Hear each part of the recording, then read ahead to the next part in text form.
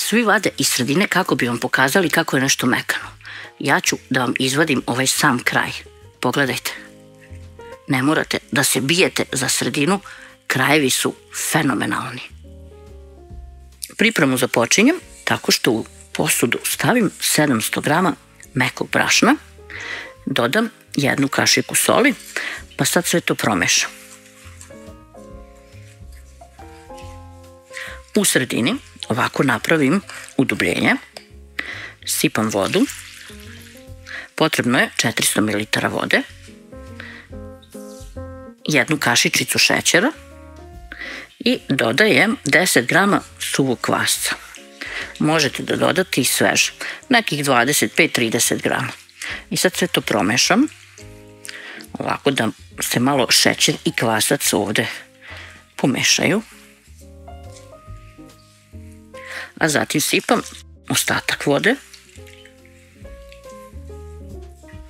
i dodajem 50 ml ulja.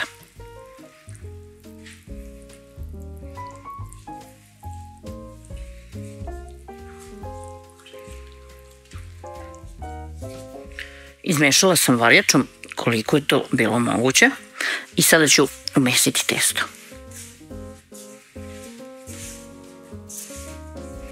Vodu kada budete dodavali, pazite samo da ne bude hladna. Može bude mlaka, sobne temperature i blago topla. Sad kad su se ovako sastojci skoro svi povezali, ostalo je tu još malo da se mesi, dodajem 20 ml ulja i nastavljam da mesim sve zajedno. Otprilike sve kao za klasično kiselo testo. Sad mesim dok testo ne upije ulje. Još malo. Okrenem ga ovako, potapkam, uzmem krpu i ostavim da stoji oko 15 minuta. Pospemo radnu površinu sa malo brašna, pa odstajalo testo stavimo na brašno i tu premesimo. Ne mesimo mnogo, samo malo. Ovako, kad zatvorimo tu stranu, okrenemo, malo rukom potapkamo i delimo na 8 delova.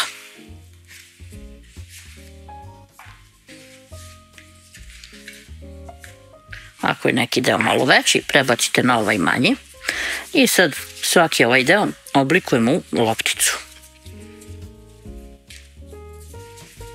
Ukoliko vam je lakše, možete da radite i na stolu ili ovako samo da spoljnu stranu savijate unutra kao ja. Ili ovako. Kome je kako lakše.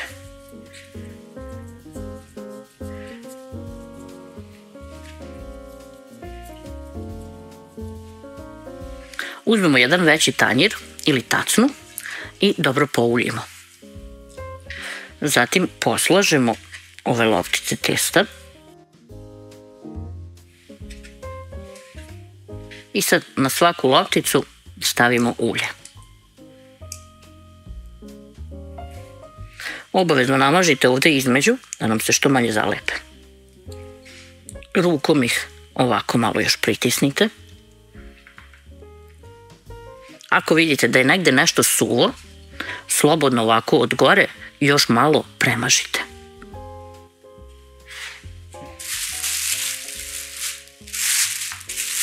Prekrijemo zatim sve najlonom kako se ne bi sušilo, a onda i krpom i ostavimo nekih 30 minuta da odstoji. Za nadiv je potrebno 500 grama sitnog sira, malo soli ukoliko nije slan, 2 cela jaja i možete da dodate da biste dobili na količini malo kisele pavlake.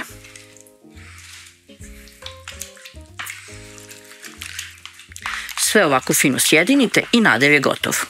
Kada testo odstoji, radnu površinu premažemo uljem, kako nam se testo ne bi zalepilo.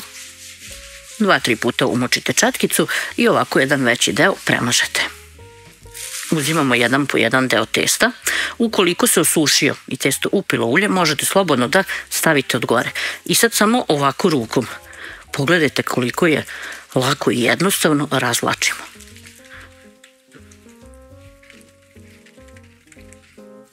Možete čak i da podignete pa da ovako malo rukom razvučete. Kako god da vam je lakše.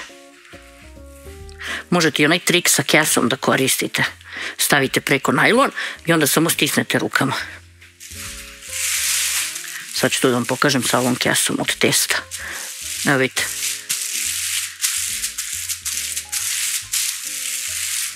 Vidite samo kako to super izgleda. I preko kese. Može i tako.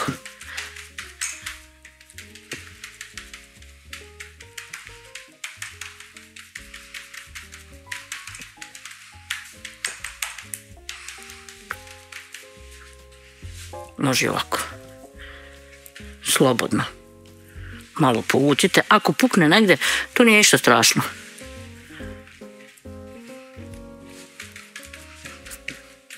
Otprilike ovako ćemo raširiti, uviti. I sad ćemo ovaj deo ovako prebaciti i ovaj deo ćemo ovako prebaciti. Pošto je ovo dosta pouljeno, ulja više nije potrebno, ali ćemo staviti nadev. Stavljamo 1/8, rasporedite tako da imate za svih 8 delova testa.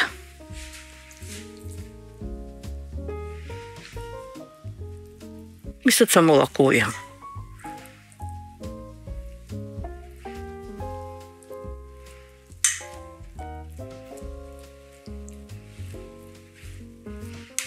Slobodno rukom ovako još malo rastegnemo i prebacimo u pleh.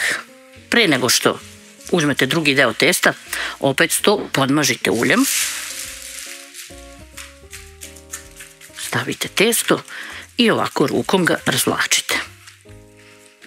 Opet malo od gore, pa nadev, pa uvijemo.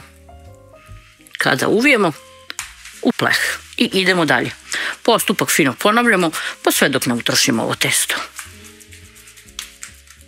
Stavljam i poslednji deo. Odstojaće samo koliko je potrebno da se napravi premaz. Uzmete onu istu posudu gde vam je bio nadev, pa stavite 1 do 2 jaja, možete i 2 ukoliko želite, prst od 2 soli i 200 ml jogurta. Izmešate i preliv je gotov. Prije nego što krenete da premazujete, ovako pitu malo rukom istiskate, poravnate sve, malo ispojite, otprilike ovako. I sad uzmete preliv i premazujete. Za premazivanje pite utrošite sav ovaj preliv koji ste pripremili. Kada testo bude upilo sve, bit će prelepo mekano. Sad nam je ostalo da isečemo. Sečete na 4 dela, možete i na 5, sečete na onoliko delova koliko želite. Kada ovo završim, uključim rednu da se zagreje na 200 stepeni. U zagrejanu rednu nosimo pitu da se peče. Ispekla sam i ostavila malo da se prohladi. Prvi put sam ispekla onako kako mi volimo. Još je veoma vruće, ali želim da vam pokažem. Pogledajte mekoću. Predivno. Vidite iznutra. Prelepa, kvasna pita sa sirom.